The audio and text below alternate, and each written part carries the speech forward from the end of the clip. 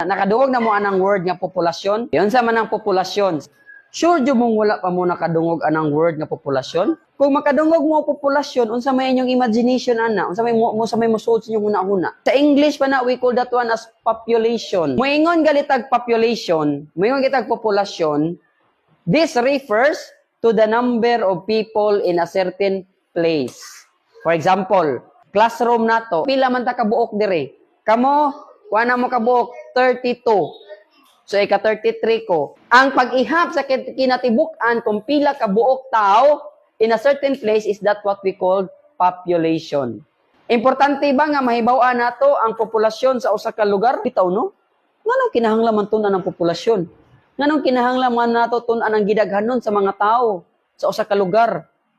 Nganong kinahanglan natong tan-awon ang gidaghanon sa mga tao sa Cebu, sa Negros Oriental, sa Bohol, sa Siquijor, ug sa tibuok Pilipinas?